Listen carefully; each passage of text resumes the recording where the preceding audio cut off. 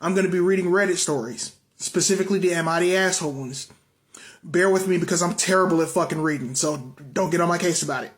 Am I the asshole for manipulating my husband into divorcing me? We already off to a great start. Me, 21 female, and Eli, 26 male, got married a year and a half ago. Everything was great at the start and he was the perfect spouse. Our sex life wasn't lacking, or at least I thought so. We explored kinks together and had sex pretty frequently. About a year into our marriage, our sex life was still pretty active. One day I noticed my body was off. I had stomach pains and vaginal cramps, and at first I thought it was just a bad period coming or something, until I noticed a smell along with abnormal discharge. I went to urgent care, and my results came back positive for chlamydia.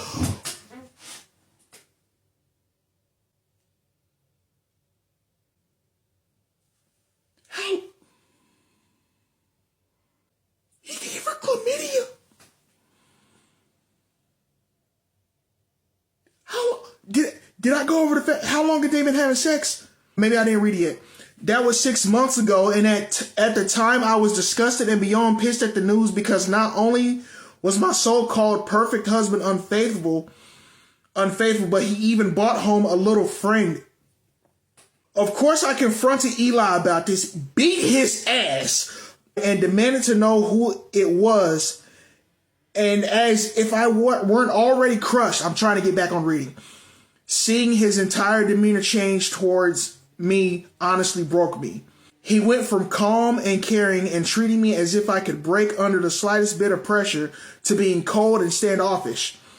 His reply to me, literally in tears in front of him, was, "It's just chlamydia. It's a minor inconvenience that can easily be fixed. Bitch, I would hit you over the back of the head with a rolling pin." This was a man that wouldn't breathe wrong if he thought it would upset me. And I was so used to being treated as gently as he did.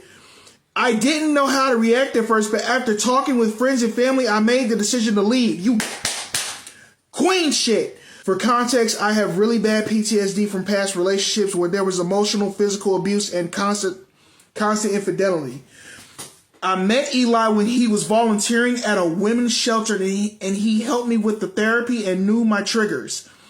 One trigger being when I feel belittled.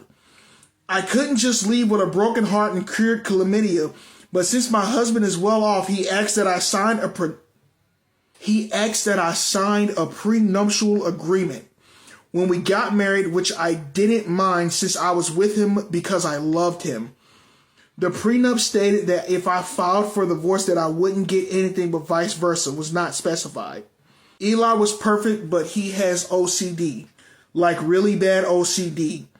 He hated when things were out of place to the point where he should start panicking.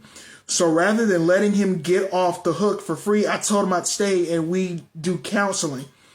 Of course, my plan was to get him to divorce me so I became insufferable. Okay, yep, that's reasonable. I would take one battery out of the remote each evening before he got home. Oh, God. At first, it angered him having to break his routine of coming home and watching TV without frantically searching for batteries. But eventually, he got used to it, and that's fine. I wanted him to have the false sense of security. I rearranged all of his things next.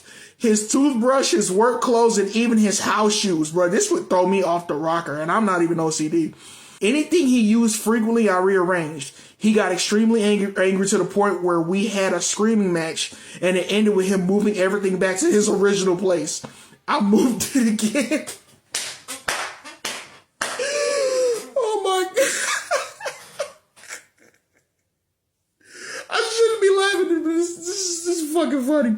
This went on 2 more times before he sat me down for a serious talk and told me he felt like he was going crazy. I didn't care. Next, I took all the bolts off his tires. When he got up for work, he came into our bedroom crying, telling me I was a bitch and that he did nothing to deserve my current behavior. You gave her chlamydia. Bro, people on this planet cannot be real.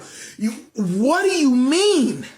And okay, in my head, I'm thinking you couldn't have possibly forgotten. So the next morning, I smeared rash cream all over his windows and stuck the printed papers of my test results and pictures of the infected areas as a reminder. What the fuck? Oh my God, the get back is crazy. He confronted me saying he thought we were past it and how my personality went from sweet and submissive to bitchy and spiteful. This is how motherfuckers end up on the news. I swear to God. This was music to my ears. Same. Because now we both get to see our partner change before our very eyes. The next few months continue with what may seem like mere pranks to you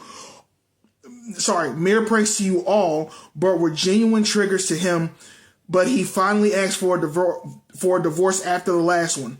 My soon-to-be ex-husband collects shoes. Some men like cars, some like guns, but he likes shoes. Loves shoes.